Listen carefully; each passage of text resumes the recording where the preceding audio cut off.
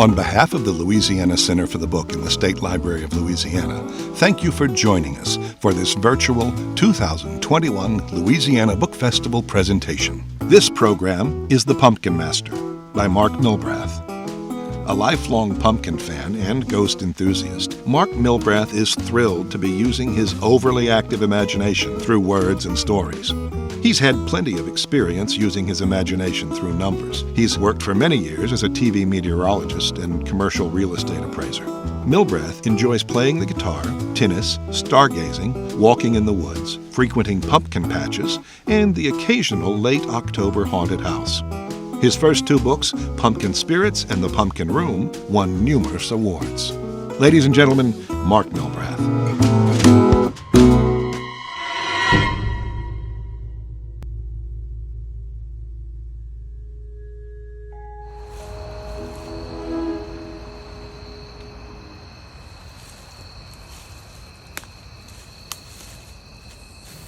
Look, it's the sea reader. Let's get out of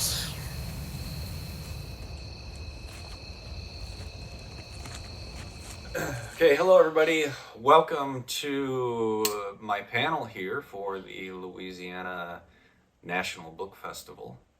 I'm Mark Milbrath. These are the books I've written. We're focusing today on The Pumpkin Master. That's the new one. The one before that was The Pumpkin Room. That's here, and Pumpkin Spirits before that. I think that one came out in 2016. So, what I did was fans and friends from the King of Halloween Facebook website and Night Forest Press sent in some questions for this little panel. Because of COVID, I've got to have the panel remotely instead of actually being in Baton Rouge like we were a couple years ago, which was really fun. But this is how we got to do it now. So I thought we'll just start with the questions. We'll get right into that, and then I'll do a short reading, and then everybody's going to go and buy like 10 copies of the book, and this is all going to be a great success. So that's my thinking. Okay, so got a list of the best questions here about the Pumpkin Master. Pumpkin Master is another 13 storybook, short stories, generally Halloween themed, scary but not too scary, for kids and for families to read. Not a lot of blood or anything like that, just more just kind of spooky stuff that kind of leaves you thinking afterwards. That was kind of the intent, and that's kind of how all three books sort of work. So yeah, the basic theme is there's a seed reader who is on all the covers here. He's got a pumpkin face, and he is the one who actually reads the stories. He does all the research, and he keeps his stories inside of pumpkin seeds in a big orange pumpkin room in his mansion in the forest somewhere. And he's sort of the narrator throughout each of the books, and that's kind of the premise. That's how all the stories connect through the seed reader. Okay, so we've got some questions here. Where can I get the book? Well, you can get it at a lot of places. You can get this book on Amazon, Kindle, Nook, Barnes & Noble, Ingram, and it's going to be in some stores too. I can't name all the stores. Some of the stores have actually closed because of COVID, but we'll have it in some Barnes & Noble. So be on the lookout. And if you don't see it in your store, you can always order it, which would be good. Do you need to read the other books first? The answer is no. You can read any of the books in any order. I think they keep getting better, but I'm kind of biased because I wrote them all. But no, you can read the Pumpkin Master, and if you like that, you can read the Pumpkin Room, or you can read them in any order. They're all 13 stories. They're all October themed, Halloween themed generally, and again, spooky-ish, but not Not too spooky, not bloody or anything like that. Age range, good question. I've heard some 7-year-olds really like the stories, and I've heard 13-year-olds like the stories, so I'm going to say maybe between 8 and 12. Maybe PG rated for some of the stories at the most. I envision sort of parents and kids sitting together reading like a story a night during the month of October, something like that. That's how it might have been done in my house growing up, maybe. How do you get over writer's block? That's a really good question about writing, and that does happen. That does happen to me a lot, actually. My best answer is probably time. Sometimes I can be sitting trying to write a sentence or a paragraph for 2 hours, and literally nothing comes of it. And then the next morning I wake up and I've got the answer to my problem. So I get out a tablet or my phone and I send a message to myself about how to break that writer's block and my idea. And then sometimes it just flows like dominoes falling down. I can just finish the story. A lot of why didn't I think of that yesterday kind of thing. Writer's block, I'm told, happens to everybody. There's nothing wrong with it other than it's frustrating. But I get writer's block. I get it quite a bit. But so far I fought through most of it. If I could be a character, that's me, I assume. If I could be a character in one of the stories, who would it be? Well, I guess since I'm the writer, I'd probably have to pick the seed reader. He's kind of the narrator, and he gives a little opening before each story starts. So maybe that. But there are people that can read these stories a lot better than I can. So I would actually try to hire someone if we were going to do these stories, all of them on like YouTube or something like that. The audiobook for the Pumpkin Master just came out, and the voice actress Livia Zeta does an amazing job. We're talking every word, every sentence, and that's on ACX Audible, and that's really fun. If you're a member of Audible, I think you get it for free, which it is what it is. But yeah, if you like the stories, you're gonna like the audiobook probably even better. She is amazing. She did a fantastic job. Well, what do we got here next? Okay, do you have any favorite stories? My answer is no, or else maybe I just haven't written it yet. I like all the stories, maybe some more than others, maybe, but I can't say that I have an absolute favorite one. I love hearing about what stories people like and which ones are their favorites. Generally, they've all been different, and sometimes I'm surprised. Like there will be a story that almost didn't make the book, and then I hear that some people really like that story, and I can't believe it. So I'm not the best judge of maybe which are my best stories, and I don't have a favorite just yet. Would you ever work with or collaborate with Stephen King? Who's that? Oh, Stephen King. Steve. Yeah. Yeah, it reminds me, he's been texting me, and I haven't gotten back to him, so I'm not exactly sure what he wants. Yeah, five texts and 2 calls. You know, Steve's been trying to get a hold of me. Yeah, I'd consider, if he wanted to make one of the books or stories into a movie or something like that, or if he wanted to collaborate. Of course, I'm kind of joking there. I invented that question, but sure. Did you like spooky books as a kid? Yeah, I did very much. I remember The Spooky Old Tree, Bernstein Bears, I think that was my first foray into the spooky world. I loved Grimm's fairy tales. Like not all the ones that have been famous, but sometimes some of the other ones that you don't hear about.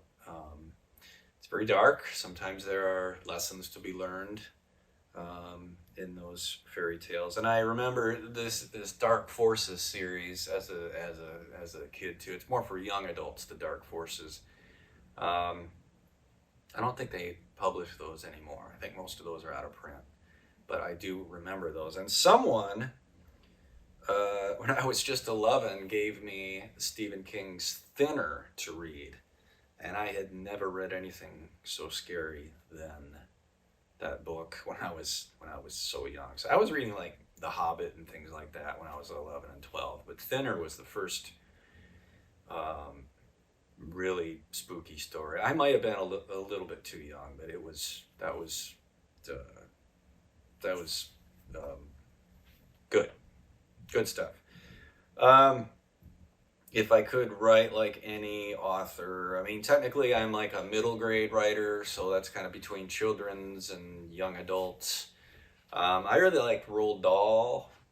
I think his writing is magical, and he's James and the Giant Peach, Willy Wonka and the Chocolate Factory. I think they both been made into movies, but the book, those books are so good. Yeah, if I could somehow capture that sort of magic the way that he writes, that would be amazing. But anyway, yeah, Roald Dahl is a special guy, special writer. Advice for other writers. You just got to keep writing and keep submitting and hope to catch a break somehow. That's kind of pretty much how it is for everything. A lot of people say that they want to write a book and they start and they realize how hard it is to actually get like the finished product, and it really is hard. It's much harder than I thought. All my stories get edited a bunch. I get told that some of my stories are terrible unless they're going to be rewritten this way or that way. And usually that's a little bit hard on the writer's ego or whatever, but generally my editors have been right all the time. I've sent some pretty bad stuff and it's gotten rejected, and that's hard to deal with at first. But keep writing, keep submitting. Can you wear your top hat? Yeah, I can. I've got it right here. Yeah, there's like a couple pictures of me wearing the top hat, so I'll do that right now. Very funny. I know who submitted that question, by the way. I'm gonna get you back if you ever do something like this. Any more books coming? I hope so, but we'll see. Well, there might be a fourth book that's already been kind of written, and there might be a cover done for that fourth book, and it might have a title. Okay, yeah, there's definitely a fourth book coming. We'll see when. We'll see if I can get it out next year or not. Are there any stories about me? I make fun of myself all the time, and there is some of that, especially in the Pumpkin Master, the new one. I do make fun of myself. There's some stuff in there, maybe just some little bits and pieces that might be about me that you might not know, but people who know me might go, "Oh my gosh, he's making fun of himself because maybe I said or did something stupid or silly back in the day." Do you write non-spooky stuff? I've tried. The first stuff I tried to write was not spooky at all, and all got rejected. So I was really at kind of my wit's end, and I kind of submitted a spooky story to an editor, and she said, "We have something here." So what did I do? Well, I sent some more kind of non-spooky stuff about squirrels and trees or this stuff like that, and rejected again. I sent another spooky one, and she's like, we've got something here. So all of a sudden, this collection of spooky stories started building up. Is there an audiobook? Yes, all 3 books have audiobooks. As I mentioned before, the actress Livia does an amazing job. She's done the last 2. I was originally going to have different readers for all 3, but she was so good that we brought her on again. How do you get your ideas, or where do you get your ideas? This is the last question. What works? I would say it's more about what doesn't work. I will have just a very simple idea. First of all, I keep a tablet on me at all times with a pen, so whenever I get an idea, I will text myself or I'll just write it down. I can think of an idea, in the Pumpkin Master, the new one, for example, there's a story about a Halloween Advent calendar, and I remember as a kid, we had Christmas Advent calendars, and I thought they were only for Christmas. So I took a little bit of a risk with the story, and I made up a story about a Halloween Advent calendar where you pull the little pieces off the board, and there's like a little photo of something inside. I was at the store the other day, and for the first time in my whole life, I saw that there was an actual Halloween calendar. So I kind of feel like I thought of it first, but maybe not. I thought it was only for December. But anyway, there is a story in here about an app that you can download that is really, turns out to be a Halloween Advent app or for the calendar. And it's a good story. It's I'm told it's one of the best, if not the best, in this collection. So, running short on time here, so what I'm going to do is just do a short reading from story number 9, chapter number 9, which is called The Note. I don't read as well as my voice actress, not even close, so if you want to hear it read really well, you can get the audiobook, or you can read it to your kids, but I'm just going to give you a short reading, just a few pages here, and I think that'll be it. Okay, so The Note. Here we go. Have you ever moved into a brand new home? If so, how well do you know your new home? Here are my 2 cents. Make sure you ask your new neighbors if anything unusual ever happened in your home. And while I'm thinking of it, you might also inquire as to why those who lived there before you left. Maybe they wanted a bigger house. Maybe they moved to be closer to family. But what if the real reason they left was because of something far more sinister? What if some of them never left at all? So that's the seed readers part. And now we get into the meat and potatoes of the story. It wasn't there when we first looked at the house, but there it was on the floor poking out under the door to go to the basement. A simple envelope, sealed, taped shut actually. Inside the envelope was a note. A simple message written in bold black permanent marker. Do not go into the basement, especially on Halloween. My sister was the one who found it. Everyone else was too busy showing the movers where to put stuff. Anyhow, she handed it to me and I folded it up and put it in my pocket. We stared at each other but didn't say anything. My Adam's apple bobbed up and down with kind of a big nervous swallow. Then I got back to sorting through all my clothes and games.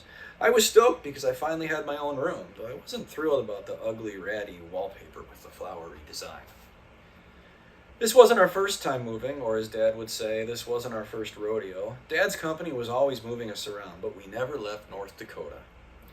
We always got settled in fast, and after just a couple weeks, we'd be right at home in our new, but usually really old, house.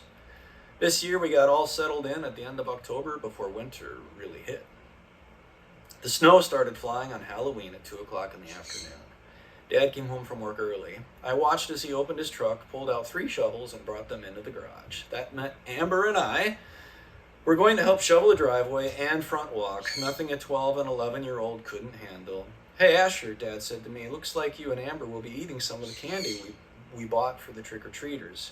If the forecast is right, we're in for a ton of snow. I watched Volt, our big old dog, put her front paws on the windowsill. She probably had heard Dad say the word snow so often that she knew what was coming and wanted to watch it fall. Then Amber came downstairs and said something about how pretty the snow looked coating the lawn and tree branches. When Mom didn't come home, we were a little worried. Cell phone service was sometimes spotty. She hadn't responded to Dad's messages, probably because she was driving.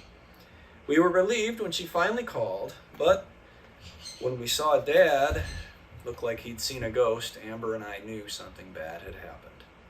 Dad clicked off the call and started putting his heavy coat on. Mom's car skidded off the road, he said, breathing quickly. She's in a ditch and she needs help getting out. We watched him through the window put the heavy chains on his truck tires. He said he'd be back as soon as he could, but not without Mom. After he left, and since it was a new house, we needed something to keep our mind off Mom and use up all of our nervous energy. So we decided to play hide and seek.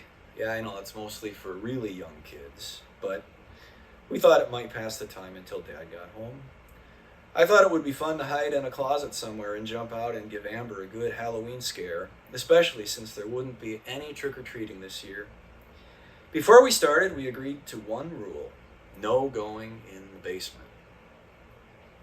I hid in a closet upstairs, and when Amber opened the door, I rolled out like a dead body, and she screamed loud enough to wake the neighbors, our old neighbors on the other side of the state.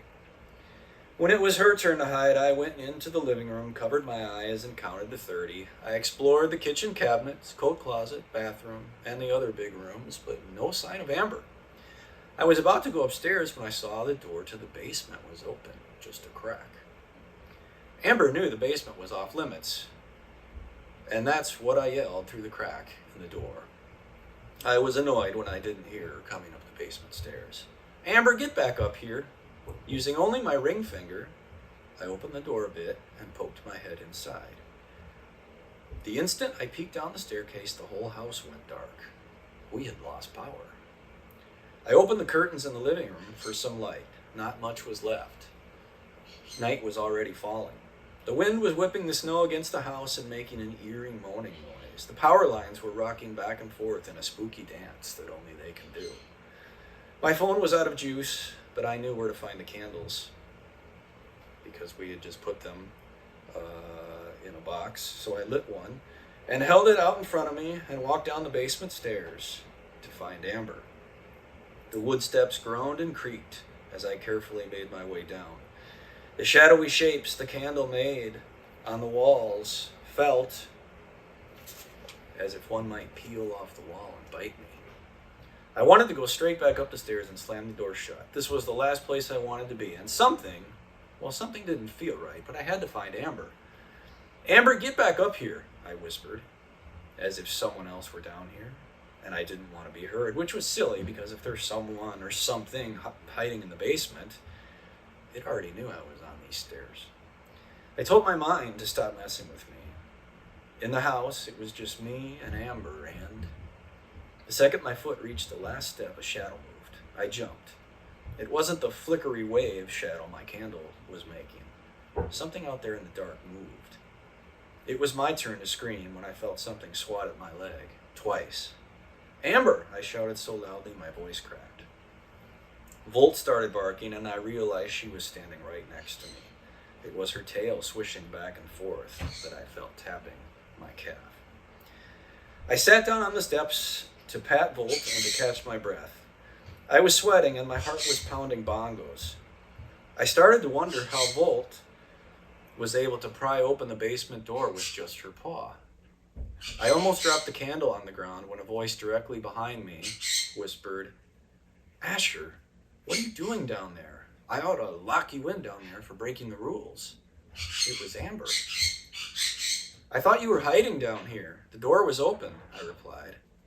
I was whispering again. Something still didn't feel right. I started to walk back up the stairs, but Volt didn't follow. She whimpered. I hadn't noticed it before, but she had something in her mouth. Moving the candle closer, I saw Volt had something gray and thin, and maybe as long as one of my arms. It was hard to tell in the candlelight, but it looked like a bone. Volt cocked her head as I took the bone out of her mouth. "Let's go upstairs and look at it, okay?" I said, and gave her a pat on the head. "Good find." I almost had the door closed when I heard another whisper. This time, it was from deeper inside the basement. "Dandy bees." My spine tingled. My body froze. "What was that?" Amber whispered instinctively. "Dandy bees." Even Volt heard it this time, whimpering and nudging her way by me on the way back down the narrow basement steps. The whisper had sounded hoarse. It reminded me of someone stranded in the desert for days without a sip of water, or else it had a really sore throat. "Shouldn't we at least wait for Dad to get back?" Amber said, biting her lip. Would Volt really go to where there was danger? I handed Amber my candle and went to get a new one for myself, and we went down the wooden steps, making sure both feet were safely on each step before going to the next one. Dandy bees. We followed the voice. There was a little splash. When I stepped in a puddle of water, we went around some wood beams that may have been a wall run once and into a room with a big furnace. We froze when we saw it huddled on the floor behind the furnace. All right, and that's where I'm going to stop the reading. Hopefully you're interested enough to find out what is down there behind the furnace. So, thanks for your time. Again, The Pumpkin Master is the new book. And I hope you enjoy it. And have a good day or night.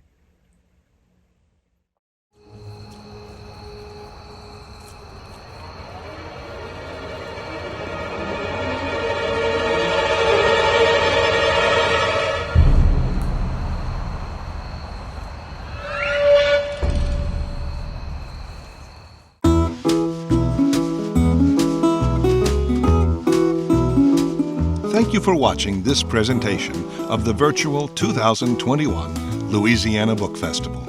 Please visit our official bookseller, Cavalier House Books, and receive 20% off all featured festival titles through the end of the year. A special thank you to our festival sponsors. The Louisiana Book Festival will return on October 29th, 2022.